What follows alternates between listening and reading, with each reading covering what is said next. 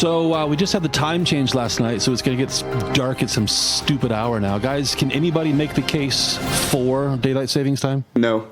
No? Anybody? When you live in Ireland, it's grand because we're a bit farther along the old meridian, so it gets dark at about 10 o'clock in the summer, and then about, of course, it does get dark still. Really, and in the winter, really what time? In the winter, what I think time? like 5, half 5. You're starting to get dusky. Not so bad. But here it's going to be dark at 3:45 at the earliest, like in January. I think it's even I guess. Yeah. It's ridiculous, man. Because before I leave work, it's already dark.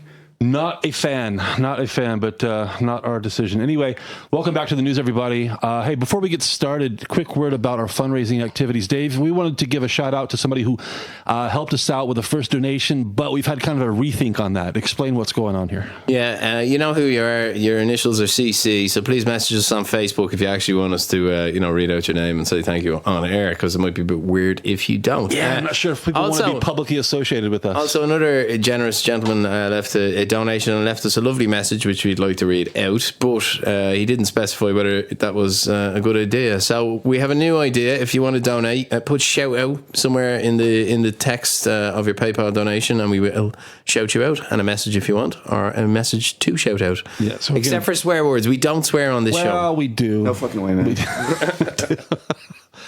Thanks again to everybody who's donated so far. Really generous. Really appreciate that. Again, go to KrakCast.pl, hit the donate button. Everything's through PayPal, so it's when easy we get back from our Amazon holiday in 6 weeks, we will be resuming our oath. Exactly. Yeah, and I will say funny things. Somebody has to burn those. I will trees say down. things like 33 and a third if you write them in there, but the donations must be above €50 for such blatant ethnic stereotyping. The shame it will bring upon my family.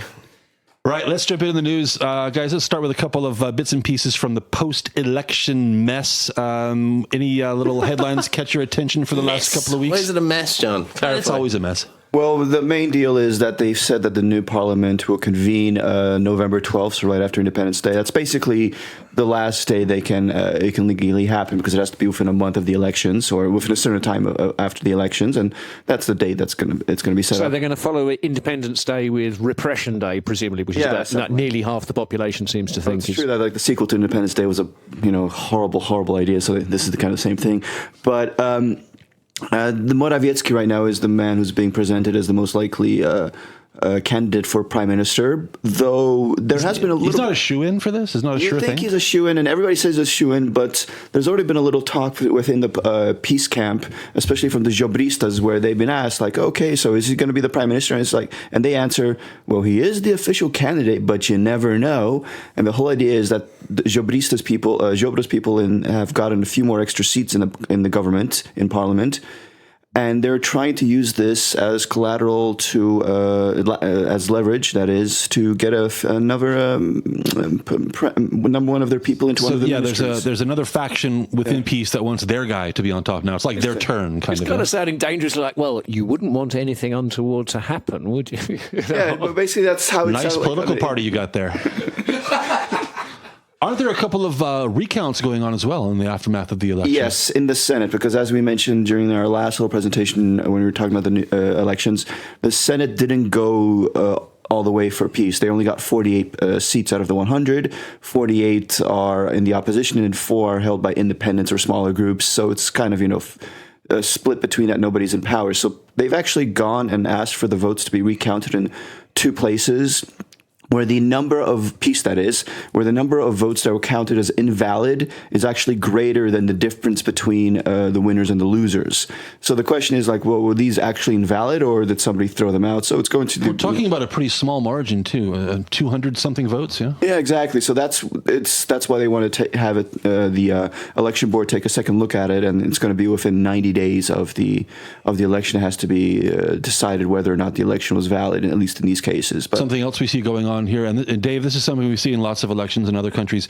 During the election, it's a dogfight. Both sides are kind of speaking to their base, a lot of red meat for their core supporters. Then after the election, it's time to moderate things, to calm down a little bit. There is no left and right. Move we back to the center, right? Yeah. Yeah, I totally agree with you, John, yeah. Sorry. In other countries, this also happens. All right, thanks for the insight there, Dave. good. I was reading about Trump and the ISIS fella, man. There's some serious quotes. I tried to set you up so... It's Sunday when we're recording, and Baghdadi's death has just been announced in spectacular fashion by Donald Trump, and I was reading a little bit about it. Apparently a talented canine was injured in the raid, which is sad. Talented canine? Yeah, okay. On the American side, that was the only... All right, let's move on past the election. Let's talk about something we just don't talk about enough here on the show, and that's nuclear power. It's in the news this week. As of now, Poland doesn't have any nuclear power stations contributing to the electric grid, but that could change if a certain businessman gets his way in Oświęcim, of all places. Yes, billionaire chemical magnate industrialist Michał Sołowow. Oh, there's a James Bond film right there, isn't there? Has claimed that he signed a deal with General Electric. Like right? all Bond villains, he manufactures synthetic rubber. Okay, it's the evilest of rubbers. I don't know. He's a rubber baron. Move on. That's actually quite a good one for you, Josh, I have to say.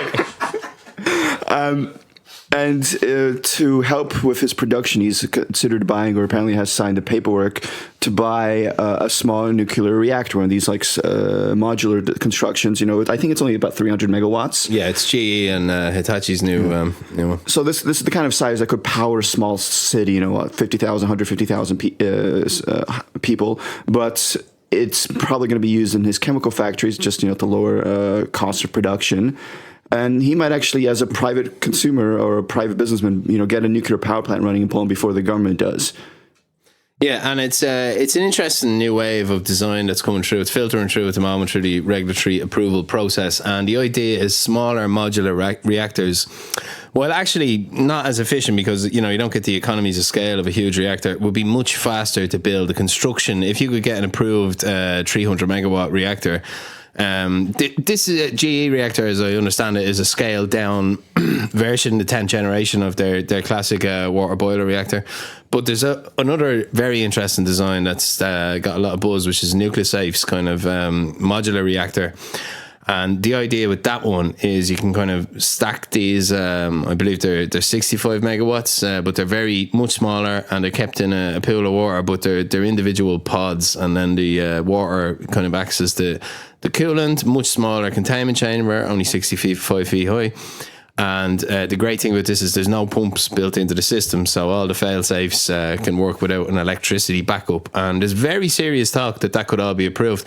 And also that it will be approved that there's no risk of having these on brownfield sites inside cities, because the big dream for energy people who are smart is replacing coal plants in built-up areas with modular reactors. And at the moment, that's not possible because nuclear regulations insist that you're 30 miles from a built-up area.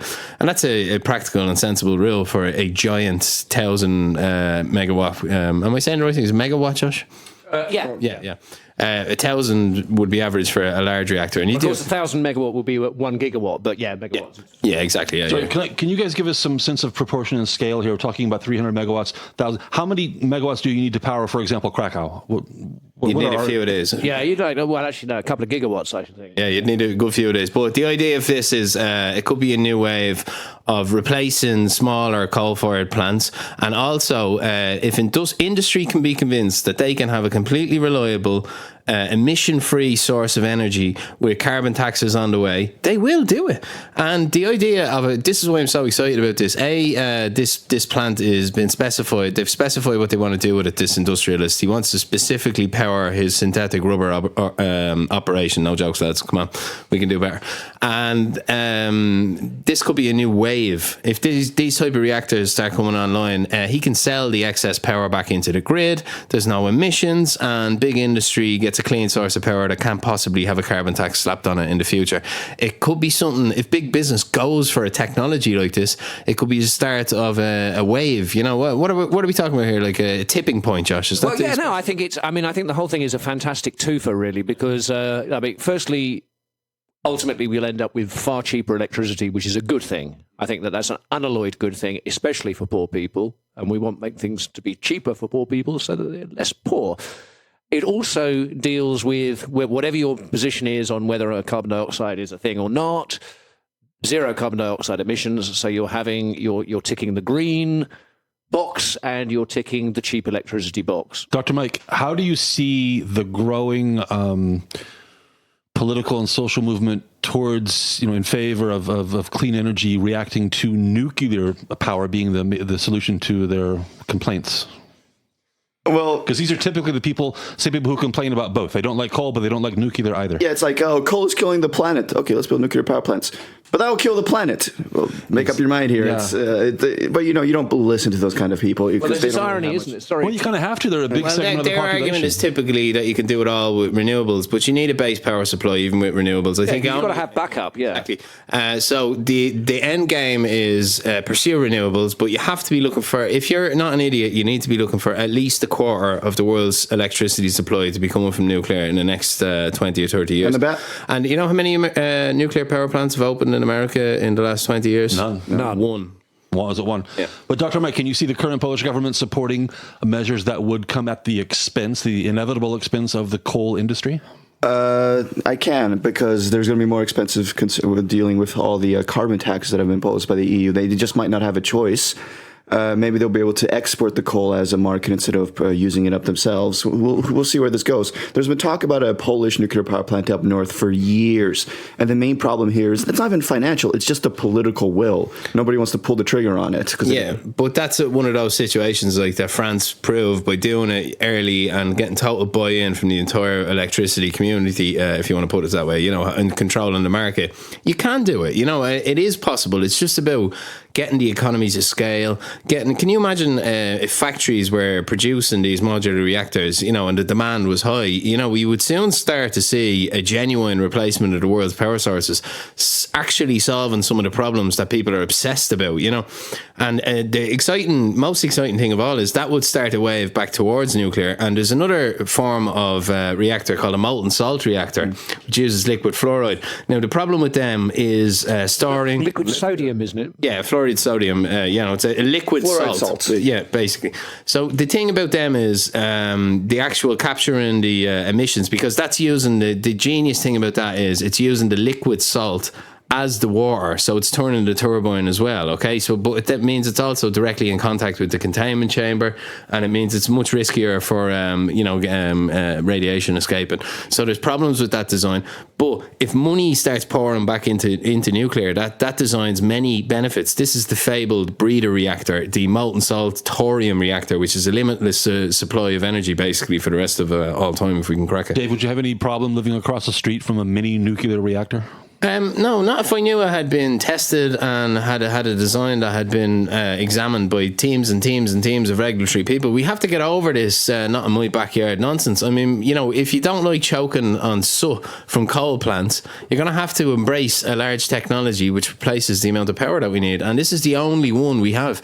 People talk about fusion, and great. I say by the time we crack fission and have fission replacing fossil fuels, by the time we get that all finished, fusion could be ready to go. But those tokamak reactors are beyond complicated, and it's one thing building one in a lab. But the good news is this: the research energy organizations from Japan, Europe, and the United States are all currently sponsoring their own reactor designs, modular reactors. I think serious people around the world have looked at it and gone, right, actually, okay, if we are going to tackle climate change, if we are going to tackle, emissions, if we are going to tackle fossil fuel dependency, this is the only way to do it. I mean, it really is. Well, maybe a mini nuclear power plant coming to a neighborhood near you. We'll see.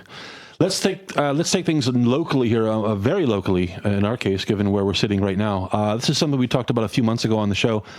The ongoing, never-ending, complicated construction project going on Dietla, replacing the tram lines and the road itself. A few months back, they stopped work because at the crossing of Dietla and Stradom, also known as KrakCast, they found, the remains or the foundations of a bridge that was there when Dietla used to be a branch of the river. I think the bridge dated, was it 15th century? I can't remember. Some parts of it they were dating as far back as the 14th century, and some later parts from like the 16th, 17th century. We think construction projects take a long time now. That stopped the whole project. Then they got that sorted out. They started again, but this week, guys, some more archaeological finds have resulted in yet another delay. Somebody needs to get these archaeologists into a pub, get them all drunk and explain how much this is hurting us all. There's enough history in Krakow, all right? Just sand it up and build me a tram line. We could just make them disappear. No, once the street's covered up, nobody's going to dig up again there for a few hundred years. Well, it's like there's a whole bunch of long dead civil engineers who are like, listen, look, we put gravel and boulders and concrete over that lot so that it was all hidden and nobody needed to care about it. And now you've just gone and dug it up and created all kinds of problems. I'm always curious at a contractor sitting around smoking a fag every time the archaeologist jumps in with his little shovel, and are they hoping he finds something so they get a few days off? Oh, I think they love it. They kind of they all switch off their their diggers and then nip across to Carrefour and get a little Malpka and then enjoy a break. So which side do we lean towards? Progress or preservation? Well, it's not preservation if it's underground. It's just kind of interesting to know. They want to. It's an occasion that they find something they want to study, learn from, and then cover it back up again. That's the idea. I think so. Because have you revealed to our listeners exactly what it is that they discovered? It's some kind of sewage system, isn't it? That's what they're thinking. It's either a part of the sewage system or part of a former gate. I heard, the salt gate is what they found, but they're just not sure. It's like, it's either a gate on par with Barbacan, or it's a sewer. Yeah, but that's what I was going to say. That was a really clever thing to do. Can you make the argument it's that some kind of gate with a word beginning with S? Since it's been dug up, the hole is there. This is our one chance to investigate, to learn this part of Krakow's history before we cover it up, perhaps never to be uncovered again. Actually, I don't travel that way anymore, so I agree with you. Oh, not your problem. Go history. I don't know. It is a tough one. Look, here's the idea, actually, by the way. I mean, we should clarify that commercial archaeology has strict rules, otherwise nothing would ever get built. So the idea is they quickly go in, they have a look, they extract that and they take a few pictures, and only if they find something major is work stopped and a consideration taken, maybe a consultation with the government. Unfortunately, in certain cities like the one we're living in, where it's absolutely guaranteed you're going to find something if you have a construction product in the centre of the city. You try to plant a tree and it's like, oh my God, more damn history. But then again, we wouldn't be saying that if they found King Kaj's long lost brother or something there, a dragon skeleton. Yes. We've got two stories here, back-to-back stories that are basically on the same subject and involve a lot of the same issues. In fact, this next story is literally about 100 meters down the road from the Dietla situation. There is a renovation project going on Stradom. It's called Angel Poland. If you've walked down Stradom in the last, 5 years, you've probably noticed it. I think the address is Stradom 12 and 14. 12 and 14. Okay, so it's on the north side of the street. There's one of those big kind of banners covering the facade at the moment. A company, again, Angel Poland, bought it in, I think, 2013, 2014, 5 or 6 years ago. And the plan, of course, is upscale hotel, upscale apartments, underground parking garage. And so far, just in the last 6 years, they've found graves there, about 1,600 graves, an old church cemetery, of course. And they finally got started on the next stage of the renovation process this week. But almost as soon as they got started, they got stopped again by the city authorities because they knocked down a piece of the facade that they weren't supposed to knock down, a pretty substantial piece from what I can see from the photographs. And so the conservator, what do you call it, Mike? Is it the conservator? That's the city preservation authorities, basically. They rushed in and they have de facto veto power, whether it's the renovation project on Dietla, this Angel Poland project on Stradom. The city authorities have veto power over almost any construction project that involves historically, culturally, artistically sensitive, artifacts and buildings and whatnot. And I have to say something. Anyway, the whole project on hold again. Before Mikey goes, sorry, it is quite a substantial gash in the front of that building. It's a lot, yeah. So I'm just led to believe that the city architect would have to be pretty bad at his job to walk down there and think that wasn't in the plans if it wasn't in the plans. They kind of have to. On this one, I am quite suspicious. It would normally be for progress construction sites and thinking that Krakow actually does a very good job of making sure construction companies respect the rules, but it appears to me that they may have taken the piss here and are about to get in really serious trouble about it. Yeah, well, the statement that the company released was like, well, we've been working hand in hand with them all the time. They've been monitoring us. We had a building plan set up that they approved. and officially they were allowed to make an opening in that wall to build an extra new wing to the building. But apparently, when they moved part of that wall, it was unstable. They had to remove the other part of the wall as well for safety reasons. Well, the city is saying, no, that's BS. You know, we were planning this all the time. You can say bullshit. It's okay. You know, we can always go back to like look at the plans for the construction. It would have been better if they had taken out the whole wall or not. And though I also want to mention is like, yes, we want to protect all these buildings, but if the choice is okay, we protect the building, but nobody's going to want to invest or renovate any of these buildings because it's too much of a hassle, so it's just going to stand there and rot and crumble. There's a fine point where you have to say, okay, you guys can do a lot. I mean, this building. At the same time, though, if you approve a drawing, you know, why not stick to it? You know, I mean, I'm with you on the general argument that you're about to make. Like, all the time I would normally say that, but I'm just looking at this hole in this building that I've known for a long time, and I'm just thinking, that's an enormous hole. Like, you know. Oh my God, that is an enormous hole. It ended up being that big, like, just for a little entrance. I think they're pulling Was it an accident? Did they mean to break a smaller piece and the bigger piece came off? They claimed that they broke a smaller piece and the way they were supposed to, but that it was unsafe, or they had to tear down the rest for. You see this. If they did it, but in that sense, then they should just rebuild it, right? You see this a lot in Krakow, where they keep the facade and they gut everything else. Everything behind it completely disappears. The facade itself is extensively renovated. Is it basically, this is the same building after everything is done? Why do we have to pretend that we're renovating? It's about having a unified, kind of artistic theme. Okay, why can't we rebuild a new facade that looks like the old one? Why can't we do that? Why do we have to pretend these ancient bricks are worth saving? You'd never guess he grew up in Florida, would you? It's crumbling. What a surprise that John doesn't find the intricacies of preservation of window cells. Very little left of the original. Almost nothing. But what's left? It's very important to preserve correctly. Those details. It's an exterior aesthetic, isn't it? It's like how the street looks. I mean, you can see some kind of failed attempts. You can replace it exactly with newer materials. On Gertrudi, there's an example, like not far down from what was the Vanda Cinema. There's a building which, like, on its lower floors looks absolutely fine, is an old building, but at the top there's this weird kind of like attic extension with like blue reflective glass. I know the one you're talking about. Right. It's dreadful. But I'm not suggesting we do that. I'm saying what's wrong with saying, okay, you can knock it down, but the facade you build has to look exactly like this one. Exactly, and you can rewire it. You can reinforce it. All the modern construction materials and methods, but it has to look exactly like this from the street. Yeah, but what's wrong with that? It wouldn't surprise me if 50% of the time that's exactly what you end up with. I mean, it's covered by hoardings, isn't it? That's what they do. They get rid of it all and they rebuild it basically exactly. Well, that's not what they're doing on Stradom, because we just talked about how they knocked out a piece of it off, and the city's saying, no, you have to. We're going to hold up the whole project because we want this facade. You have to renovate these bricks. Why, John? They agreed to a plan, and I'm saying to you, like, it could be one or it could be the other. I don't feel that passionately about it. I was just surprised at the size of the bloody hole when I seen it, because it's supposed to be an entrance, right? Massive. It is enormous. Okay, I get what they're saying. It was unsafe, but then surely they're going to have to kind of rebuild it, like you say, brick by brick. You feel sorry for the company? They paid almost 30 million zlotys for this building 6 years ago, and they're still just at this early stage in the whole project. They probably have easily another 5-7 years to go. You feel bad for them?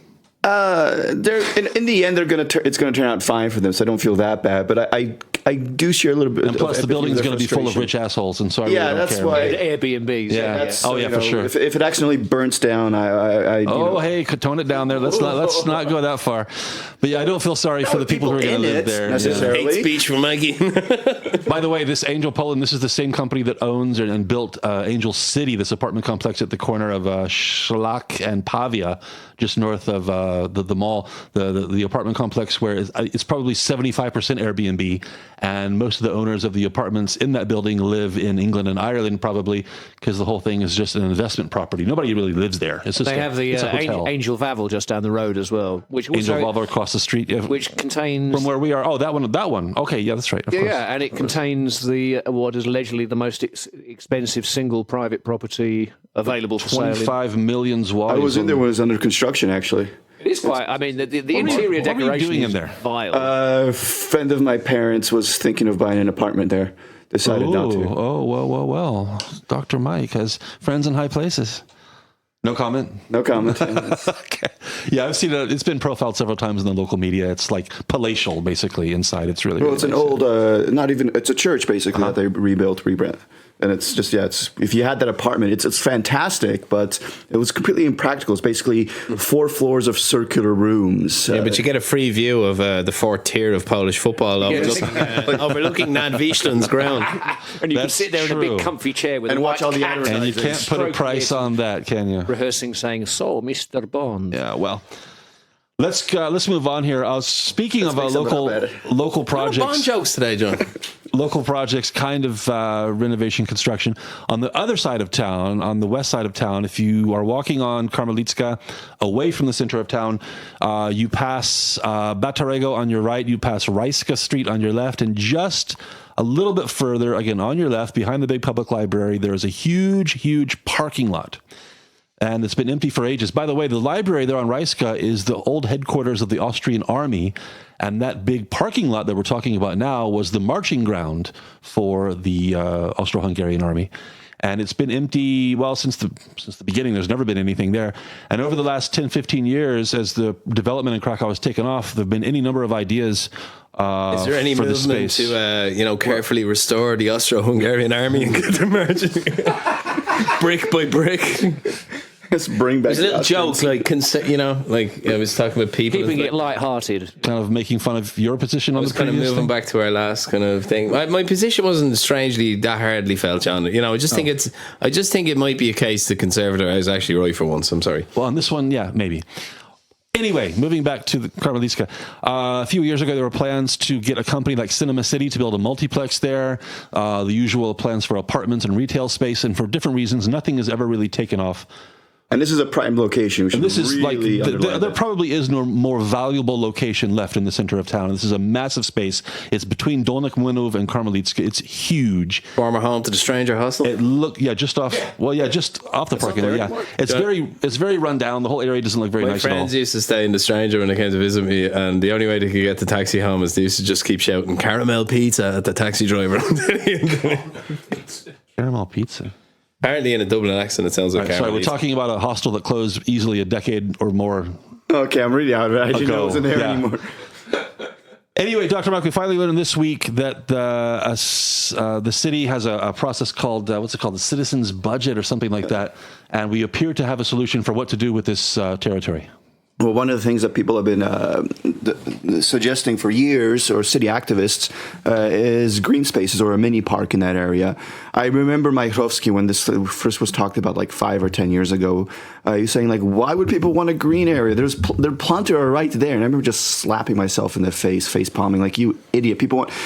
You're in a tight, congested city. Every green space is worth its weight in gold. No doubt he wanted a bar. Maybe a branch of his university there. Yeah, branch. For him, it was like, oh, the city can sell this for a couple $100 million and make some money off of it, and I can give out more free shit to people now. But yeah, the vote came through, and the people say, okay, it's going to be a park now or a green space. It should be like a hipster park. Lots of trees, lots of food trucks, lots of stuff like that. Like let people enjoy it as a space. Compulsory sandals and beards. Absolutely, but you say what you want. They make good coffee. And it has to be a safe space, so no talking either. I'm going to take the minority position. Mike, you're going to laugh at me, but He loves car parks. it is a fact. The planta is 150 meters away, right? And going the other direction, I think it's called the Park Krakowski on Platz Invalidov. That's 200 meters in the other direction. This area of town has plenty of green space right now. So what's wrong with a more productive and revenue-producing use for the city for this piece of property? Well, you have to remember, We could have another nice park, John. What would be wrong with that? Yeah, but it comes at a cost. That's all. It comes at a cost. Krakow, Everything costs money. as a percentage of green spaces for all of the city, Krakow is on the lower end compared to other Exactly, cities. John. Even Katowice has more green spaces as a percentage than How Krakow. about a toll park? Can I just say as well, when it's done, park. John, when it's done and done well, like Park Jordana down by the Vizsla Stadium, what a stunning addition to any city that is. I was down there last weekend. The sun was splitting the rocks and there was leaves everywhere. everywhere, beautiful autumnal colours, and we were having a leave fight. What kind of colours? Autumnal. Saying like the Empire's back. Yeah. Fuck you, English is hard, alright? Anyway, but it's not just that. I mean, all of the playgrounds and the safe areas, the statue park, to go around and have a look at some statues, the little organic coffee shop. The place is an absolute pleasure to be around. Yeah, that's Park Jordana. But like I said, this part of town, they have the Planty, they have Park Krakowski. Oh, and let's not also forget this part of town. This is Krowoderska, this is Karmelicka, this is Donok Munev. This is not by any means the most heavily populated part of town, right? It's But right there's a lot of foot traffic going through there all the time. Right in the centre. What are you talking about? It could do with another little park. What do you prefer? Exactly. Where do people live? In the center of town or outside of the center? It's an eyesore at the moment. It's a big car park. It looks like... It is. It's horrible. It's ugly. Don't get me wrong. If they do build something there, I wouldn't have cried. I would have like, oh, that's a shame, but whatever. But I prefer it to be a green space that would be accessible to everybody. And what are you always saying, John? So much construction. They're building everywhere. It's worth hundreds of millions of zloty. Why is this not a decision taken by the Krakow City Council instead of the local citizens thing?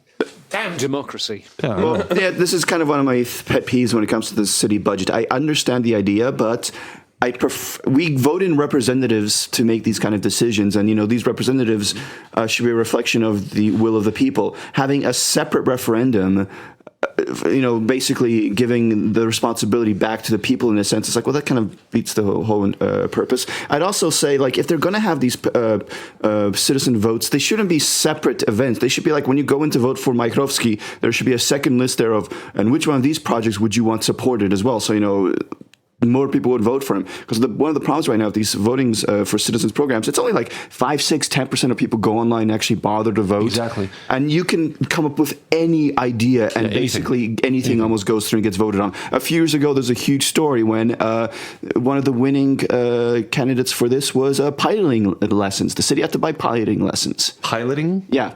Like airplane. Exactly. And the budget basically meant they could only afford for like 7 lessons or something like that. So and it turned out that it turned out that the company that offers piloting lessons basically set up like one of the options to be piloting lessons, and they got like all their friends around there. Exactly, like, that's what I'm getting like at. Since so few people vote, if you have a hardcore following and you get the turnout, you get them to go vote. You can get pilot lessons. And yet they generally come up with pretty cool ideas like the green boxes, and I mean, spending the city budget, is something that we should all be interested in. So, John, what else have they proposed? But I have an issue with this because it seems it's not just about spending the city budget.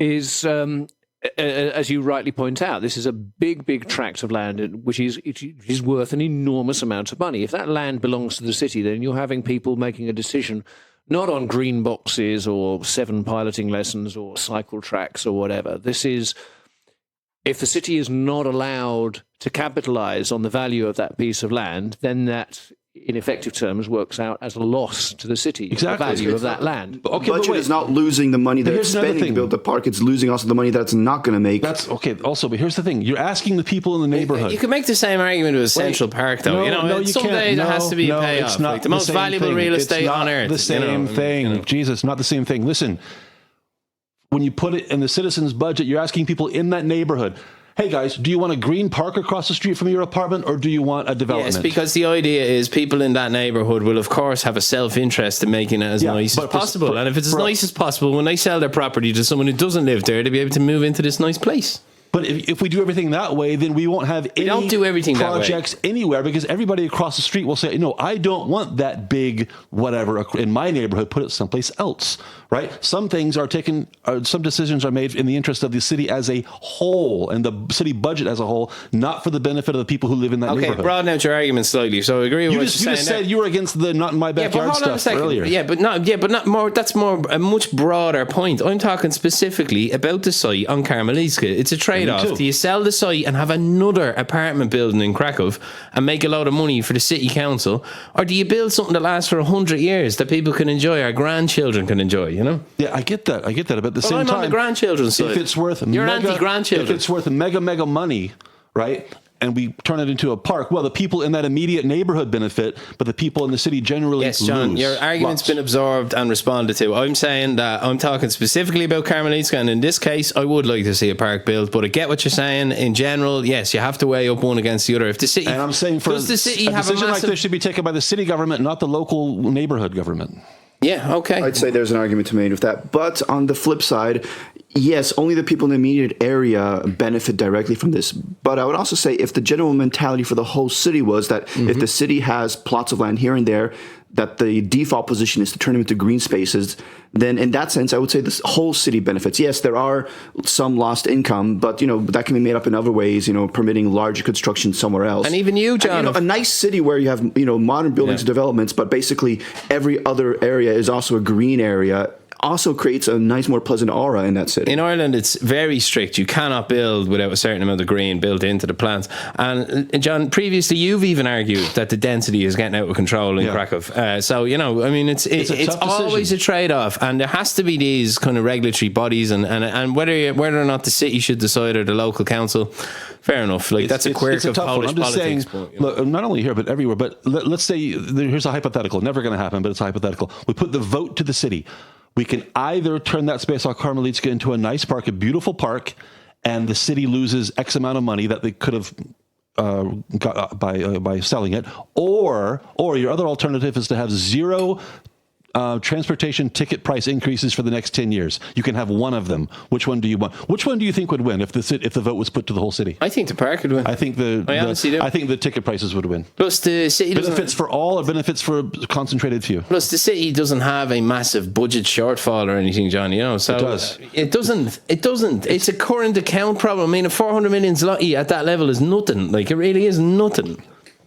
Cities should borrow. They should invest in their future. They should get bond issues and invest in parks if they can, as long as it's within sensible boundaries, which Krakow's finances very much are. I think we need more parks outside of the center of town. In the That's true as well. In Ruchai, for example, totally in Biazhanov, in Kordvanov, put your big parks out there. One excludes the other. And we're developing. You're right in one thing. We're developing a bit of apartment sprawl at the edge of this city, and it's not the prettiest in the world. And I do believe a lot of landscaping work needs to be done there. And the investment in that can be proven by how attractive Nova Huta is becoming as it matured nature-wise. That's actually becoming an up-and-coming area, property-wise. I mean, who would have predicted that in the 80s? And part of the attraction there is the green spaces in Nova Huta. Exactly, John. Green spaces. Exactly. But the center of town is not going to be like that. There's no place left to build. It's just apples and oranges. And there's not on Karmelicka where we want a park. No. And there's no places left to put in parks as well. That's the trade-off.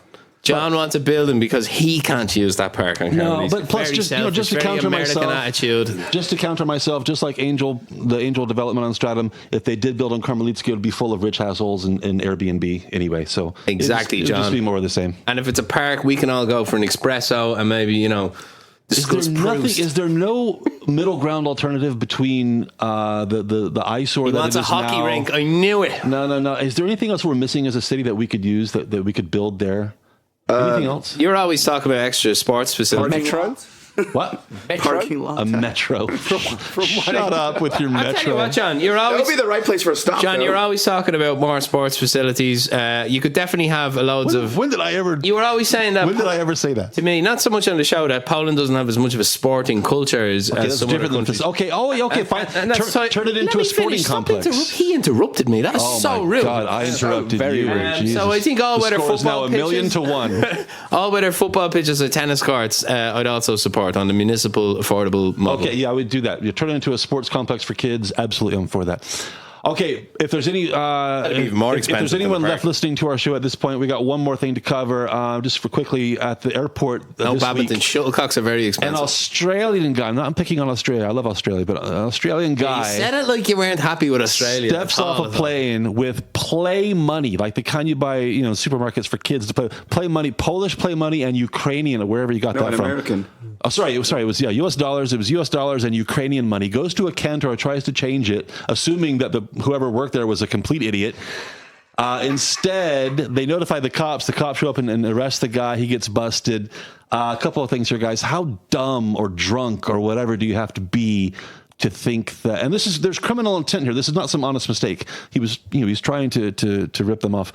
How dumb do you have to be to think this is going to work? I think he's dumb in the sense that people don't like this type of crime anyway. They particularly don't like it from foreigners, and they particularly don't like it when the country is a wealthy country. I mean, to understand this guy, it's just a normal Australian citizen who's flown halfway around the world to defraud a kantor for 20 quid or something. What a fucking loot. Yeah, it's so condescending, isn't it, really?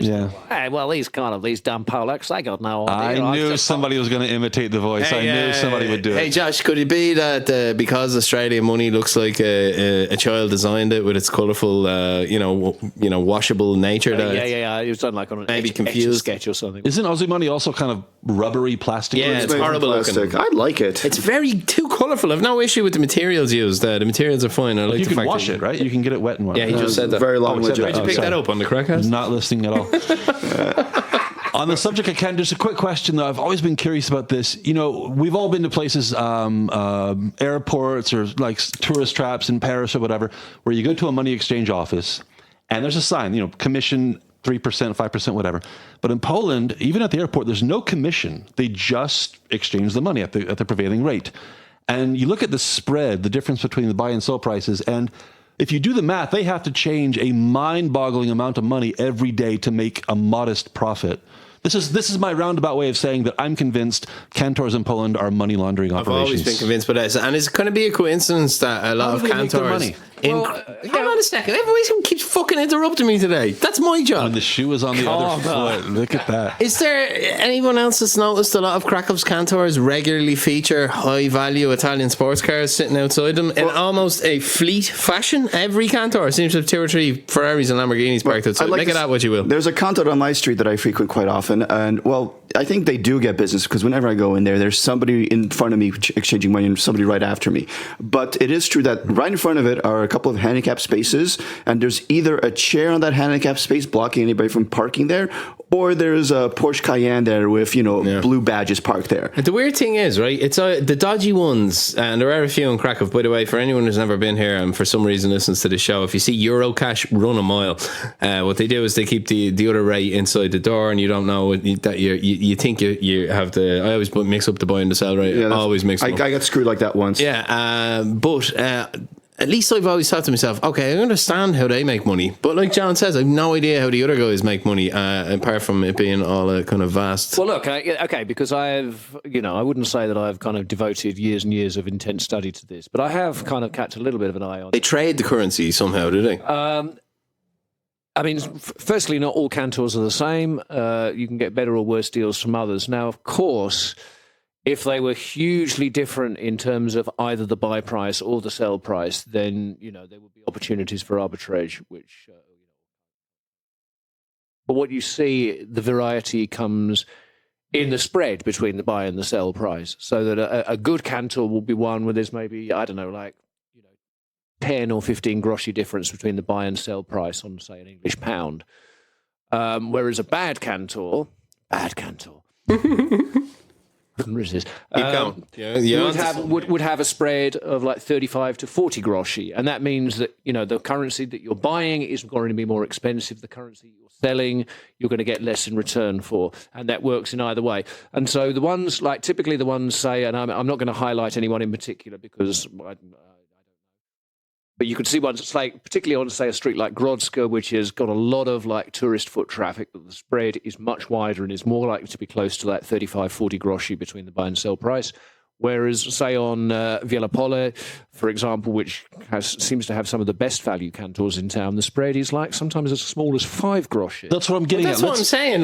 We understand how the other ones make money. They rob people. But how does the one with the low spread make money? That's what we're exactly. I'm there, and there's people in there all the time, and not dodgy people, but somebody going there with 100, 200 euros and exchanging that, and they're in there non-stop. And don't forget that these kantors are subject to market fluctuations going in both directions. Yeah, they could benefit. They buy a pound for 5 zlotys, and then the value goes up. The value goes down too, and they're stuck holding all this currency they bought at a higher price, and suddenly it's worth a lower price. How does that work? I just don't get it. So what we're basically saying here is either Krakow's kantors are a kind of vast criminal conspiracy, or we don't really understand how kantors anyway make their money, because I'm assuming there's some element that if you're handling that much currency, you could make trades with what you're bringing in, and if you're a smart guy. But John, like you say, that depends then. If there's no base profit margin in what you're doing, it then depends on a fluctuating market and your own brilliance to make a profit. I can't imagine a large chain of small businesses. How does that work? I don't know. Anyone can explain that to us? You're welcome on the KrakCast. And like Dave says, or somebody You're said not allowed to swear. There's always a dodgy. hate There's that. always a dodgy aspect to it. The way the things, the car parked outside, the place itself, the guy working. And no offense to plenty of people, good people, honest people work there, but plenty of we've all been to kantors here that are like back in the courtyard, back behind the dead dog. Back that one. Go there. I won't name my local It's just kantor, weird. right? Okay, I won't describe where it is. Okay, but I used to use it quite a lot because I worked back home in Ireland and was bringing back euros quite often.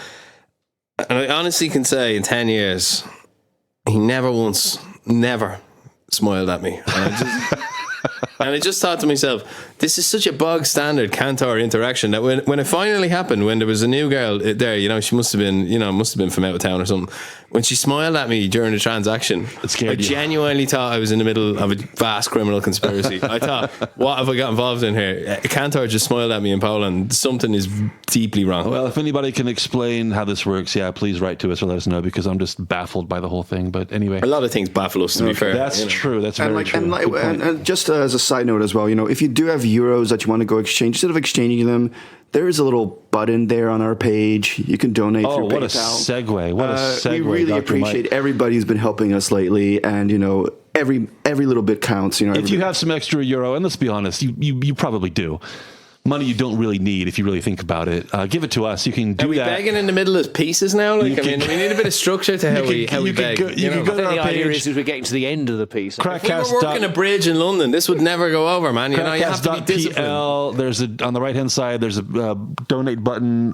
Takes you to PayPal. It's very easy to do. Are we finished finally? This was a long Shoot episode. Shoot us a few euro. Yeah, I think we are finished with this. So anyway, that's everything you need to know for this week. And unless there are any final interruptions, Nothing for me. I really need to go. all right. The football's coming on soon. Yeah. Thanks for listening, everybody. Oh, by the way, we probably should have mentioned this at the top of the show. We're taking next week off because we're lazy. And so this is going to be our last news for 2 weeks. And so we're back the week starting, Monday the 11th, the holiday, I guess. We're back that week. So, again, if you're still listening now, to both of you still listening now, there'll be no news next week. And so we'll see you in 2 weeks. Thanks again.